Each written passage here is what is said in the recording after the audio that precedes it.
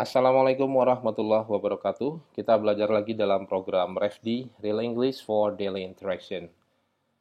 Kita sedang membahas materi Understanding English Grammar. Pada kesempatan ini kita membahas fokus tentang past tense, bagian kedua tentang kalimat tanya atau interrogative sentences. Baik, sebelum kita masuk ke materi, jika belum subscribe, silakan di-subscribe dulu channel ini dan silakan di-share. Mungkin bisa berguna untuk teman-teman kita yang lain. Oke, kita akan mengulang sedikit, mereview tentang simple past tense. Fungsi dasar dari simple past tense adalah menyatakan kejadian pada waktu lampau. Contohnya, Didi ate breakfast this morning, atau Didi did not eat breakfast at home this morning. Kita sudah membahas ini pada video yang lain tentang kalimat positif dan negatif dalam past tense. Yang akan kita bahas pada hari ini adalah kalimat tanya, yaitu contohnya, What did Didi eat for breakfast this morning? Atau did Didi eat nasi uduk for breakfast this morning?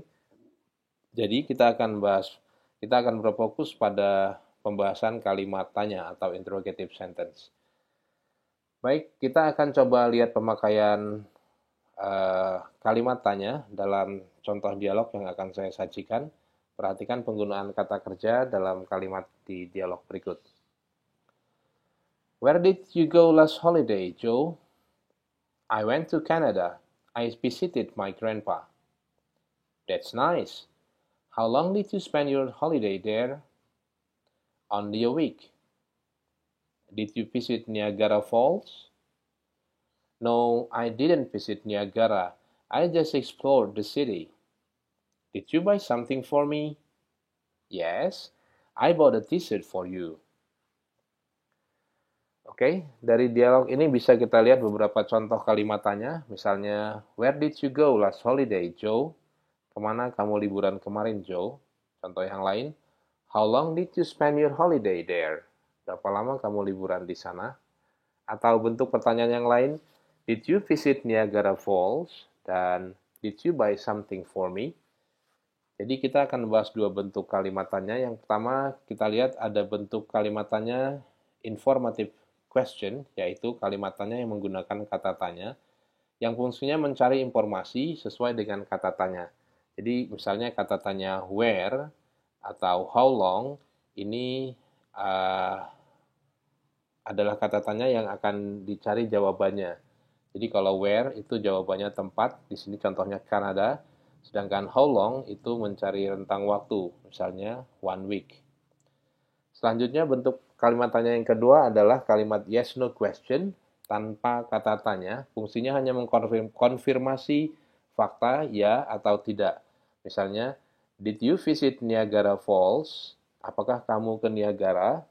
Ya, kemudian dijawab dengan jawaban yes no, atau did you buy something? Apakah kamu beli sesuatu? Dijawab dengan kemungkinan jawaban yes no. Seperti ini. Did you visit? No. Did you buy? Yes. Jadi informasi yang dikonfirmasi adalah yes atau no saja. Baik, kita akan coba bahas bagaimana pembentukan kalimat tanya dengan mulai dari rumus kalimat tanya yes no. Jadi bentuk dasarnya kalimat tanya yes no diawali dengan auxiliary did subject kemudian menggunakan kata kerja verb base atau kita sebut verb one.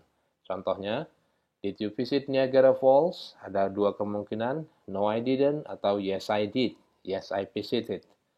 Atau did you buy anything? Yes I bought atau no I didn't buy. Jadi kita bisa lihat di sini kalimatannya mengkonfirmasi yes atau no saja. Dimulai dengan penggunaan auxiliary did, kemudian subject dan kata kerja bentuk dasar. Contohnya visit dan buy di sini. Kemudian jawaban yang dicari hanya mengkonfirmasi yes atau no. Artinya akan membentuk kalimat positif atau kalimat negatif.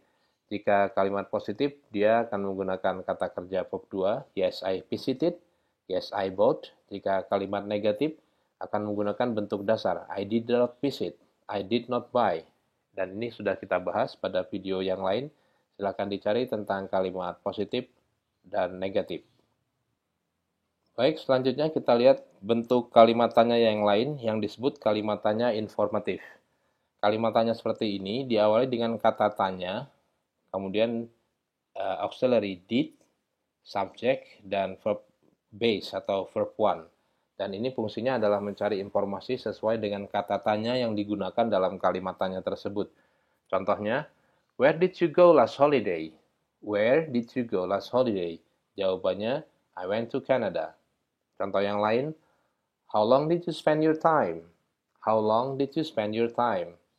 I spent 1 week. Contoh ketiga, what did you eat for lunch today? I ate some nasi padang for lunch. Jadi bisa kita lihat di sini susunannya dulu diawali dengan kata tanya, kemudian auxiliary untuk semua subjek sama did, kemudian subject, dan kata kerja bentuk dasar atau verb base atau verb one. Setelah itu bisa diikuti dengan sesuai kebutuhan kalimat. Di sini kita lihat contoh kalimat tanya yang digunakan ada where, how long, dan what. Where itu menjadi where, how long, dan what ini menjadi kata tanya yang akan dicari informasinya. Kemudian kita dapati where itu dijawab dengan nama tempat atau Canada di sini. Kemudian how long itu dengan waktu 1 week, 1 minggu, dan what di sini menanyakan objek. Apa yang dimakan? Yang dimakan nasi padang. Jadi ini dua bentuk kalimat tanya, ada informative dan yes no question. Kita lihat jenis kata tanya yang biasa digunakan. Ini pembahasan umum tentang kata tanya. Jadi ada where, when, why, what, who, how. Ini bentuk kata tanya dasar yang kita sering sebut dengan 5W 1H gitu ya. Tapi ada pengembangan juga misalnya dari who menjadi whom. Kalau who itu menanyakan subjek, whom menanyakan objek. What time bukan hanya what, tapi bisa what time, dan seterusnya. How juga bisa berkembang tergantung kondisi yang ditanyakan. How long, how much, how many, how often, dan seterusnya. Kita lihat contoh kalimatnya di sini. Where did you go last holiday? Where did you go last holiday? Kemana atau di mana? Jawabannya adalah nama tempat atau keterangan tempat. Misalnya, to Canada. How long did you spend your time? How long? Berapa lama? Jawabannya 1 week. When did you watch? Kapan nontonnya? When did you watch? Last week. Kapan? Minggu lalu. Why did you come late yesterday? Why? Kenapa? Jawabannya because. Memberikan alasan. Atau yang lain, what did you eat for breakfast? Apa yang kamu makan untuk sarapan pagi? Jawabannya nasi goreng. Jadi bisa kita lihat di sini kata tanya, kalimat yang diawali dengan kata tanya, maka yang dicari adalah informasi sesuai dengan kata tanya yang digunakan. Baik, kita lihat di sini kata tanya untuk who, what, atau how many, atau kata tanya yang menanyakan subjek, itu akan mempunyai susunan yang berbeda. Kalau pada kalimat tanya umumnya menggunakan did dan verb 1, ya kata tanya did subject verb 1, maka kita akan lihat perbedaan pada kalimat berikut. Misalnya, who went with Ali last night? Siapa yang pergi dengan Ali last night? Siapa di sini akan dijawab dengan kalimat yang menunjukkan subjek. Jack went with Ali. Jadi, who mewakili Jack sebagai subjek. Untuk kalimat yang menanyakan subjek, maka formatnya langsung kata tanya verb 2, tidak menggunakan who did go seperti yang dijelaskan tadi. Jadi langsung kata tanya verb 2 dan tidak ada subjek karena subjeknya adalah yang ditanyakan. Who went with Ali? Jack went with Ali. Contoh lain bisa kita lihat di sini. What happened with your car? An accident happened to my car. What happened? Jadi yang ditanyakan adalah subjeknya, an accident. Jadi berbeda dengan susunan kalimat biasa, bukan what did happen, tapi langsung what happened, menggunakan kata kerja kedua. Contoh ketiga misalnya, how many students came today? 30 students came today. Jadi langsung menggunakan kata kerja kedua came, bukan how many did come. Oke, ini contoh khusus penggunaan kata tanya menanyakan subjek. Baik, untuk lebih jelasnya mungkin bisa kita bandingkan kalimat-kalimat berikut. Yang pertama tadi, who went with Ali last night? Jack went with Ali. What happened with your car? An accident happened to my car. How many students came? 30 students came. Jadi di sini who, what, dan how many students itu menggantikan subjek dari kalimat yang menjawab menjadi jawaban. Bandingkan dengan kalimat ini, who did Jack go with? Dalam kalimat resmi kita menggunakan whom, bukan who, karena who hanya untuk subjek. Kalau kita menanyakan dengan siapa Jack pergi, dengan siapa Jack pergi, jadi jelas subjeknya adalah Jack. Jack pergi dengan Tony. Nah, jadi whom di sini, whom menanyakan Tony, bukan menanyakan Jack. Kalau yang ditanyakan adalah Jack, kita gunakan ini tadi. Who, when. Tapi ini menanyakan Tony, jadi kita gunakan bentuk biasa. Whom did Jack go with? Dengan siapa? Ya, ini suka diubah menjadi with whom gitu.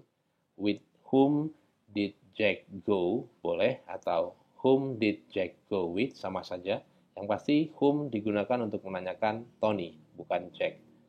Contoh yang lain, what did Jim do with your car? What did Jim do? Apa yang Jim lakukan? Jadi subjeknya adalah Jim.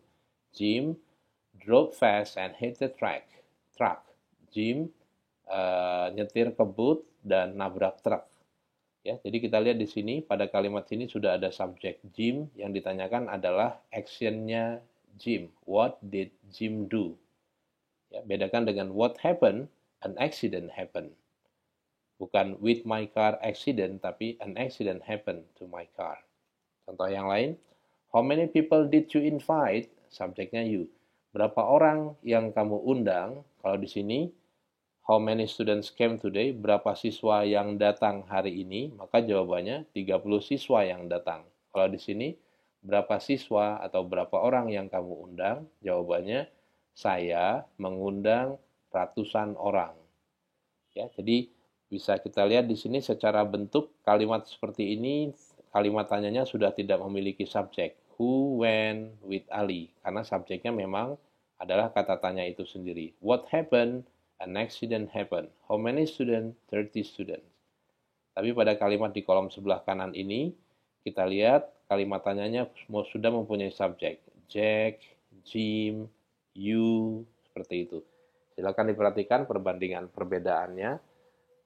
Secara struktur yang terpenting adalah kalimat seperti ini yang menanyakan subjek tidak langsung menggunakan verb 2. Who, when, what happened, how many students came.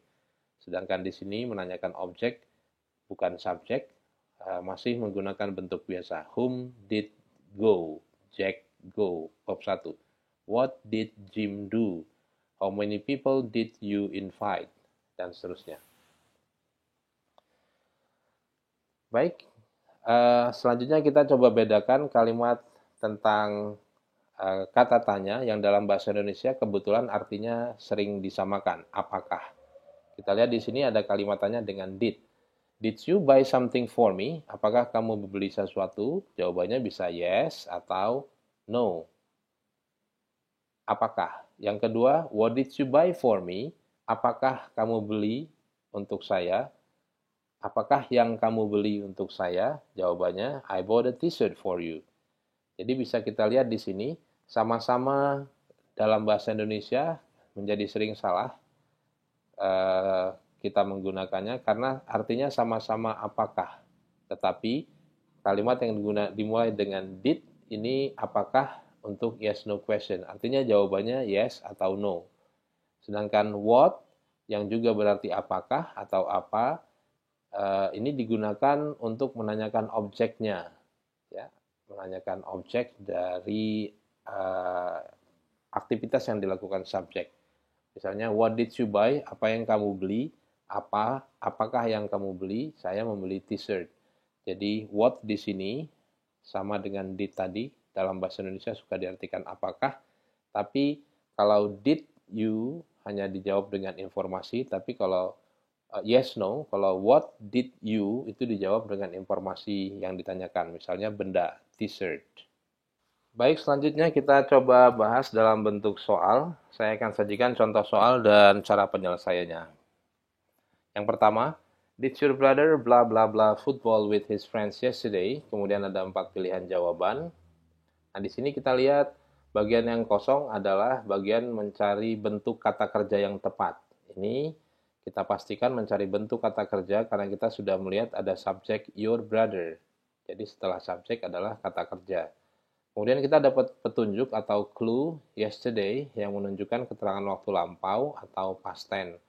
Selain itu kita juga tahu dari bentuk kalimat dalam soal yang menunjukkan bentuk kalimat tanya, yaitu dimulai dengan auxiliary did. Did, subject, maka yang dicari adalah kata kerja seperti ini. Nah, dari sini kita sebetulnya sudah dapat jawaban bahwa yang dimulai dengan did akan memerlukan kata kerja bentuk pertama, verb base. Ya. Maka kita bisa langsung dapat jawabannya adalah delta D, play, karena play adalah bentuk dasar, verb 1. Oke, soal berikutnya, what time did you blah blah blah last night? Ada bentuk kata kerja yang ditawarkan sebagai jawaban.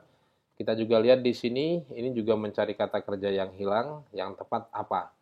Ya, kita juga dapat clue last night di sini, keterangan waktu lampau, past tense, ya. Dan pilihan jawaban bentuk kalimat tanya, ya, dengan susunan kata tanya, kemudian did, subject, verb 1. Nah, sampai di sini juga bisa kita langsung dapat kata tanya did, subject, verb 1 itu terpenuhi kalau kita pilih jawaban Charlie. Ya. Sleep adalah bentuk dasar atau verb 1. Oke, selanjutnya kita lihat soal berikut. Dialog singkat, bla bla bla you give for your mom's birthday. I gave a new watch. Pilihannya did, what is. Kita lihat di sini bagian yang hilang adalah bagian dari bentuk kata tanya yang tepat untuk membentuk dialog yang bermakna. Jadi kita lihat di sini jawabannya I gave a new watch. A new watch. Saya memberi jam baru. Ini menunjukkan bahwa yang ditanyakan adalah info object. Artinya kalimatnya bukan kalimat yes no, tapi kalimat dengan kata tanya. Nah, di sini kita lihat kata tanya susunannya question word atau kata tanya, kemudian diikuti did, subject, dan verb base atau verb 1. Dari sini kita sudah lihat di kalimat ada yang hilang adalah kata tanya dan did. Sudah ada subject you dan verb 1 give. Jadi sebetulnya gampang sekali, kita tinggal melihat yang berbentuk kata tanya dan did ada di Bravo. Jawabannya yang itu. Jadi yang lain bisa kita pastikan salah. Selanjutnya ada dialog Ali dan Ben. Bla bla bla, you give your mom a birthday present last year. Jawaban dari Ben, yes of course. Akan membentuk kalimat tanya dengan pilihan A, B, C, D. Di sini kita lihat bentuk kata tanya yang benar itu apakah menggunakan kata tanya atau auxiliary saja. Kita lihat keterangan waktu last year, ini menunjukkan kalimatnya adalah kalimat past tense, ya. Auxiliary yang digunakan pasti did. Sampai di sini kita dapat jawaban B dan D. A dan C itu tidak menunjukkan past tense. Kemudian kita dapat info juga jawabannya yes. Berarti ini adalah kalimat yes no question yang bentuknya diawali dengan did, subject, verb 1. Ya. Jadi karena kita bisa langsung dapat jawabannya did, subject, verb 1 dari jawabannya. Bentuknya pasti yes no question. Jadi yang cocok adalah delta. Kita tidak menggunakan do karena do untuk present tense. Kita tidak menggunakan what karena kata tanya saja tidak mungkin bisa, atau kita juga tidak menggunakan what did karena ini bukan kalimat yang membutuhkan kata tanya. Hanya kalimat yang membutuhkan konfirmasi yes, no. Jadi kita gunakan langsung did.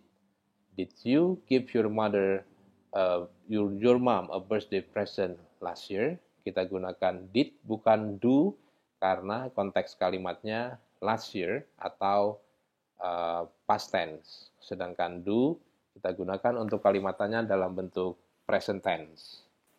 Baik, contoh yang terakhir kita lihat di sini dialog pendek juga, bla bla bla, you go to office. Kemudian jawabannya I went by bus. Ada 4 opsi. Dan kita lihat di sini bagian yang hilang adalah bagian yang membentuk kata tanya. Kita harus menentukan apakah ini kata tanya dengan kalimat tanya dengan kata tanya atau kalimat tanya dengan auxiliary did, artinya yes no question. Kita lihat di sini jawabannya I went by bus. Di sini kita dapatkan informasi bahwa jawabannya menunjukkan bahwa ini bukan kalimat tanya yes no karena jawabannya by bus, naik bus.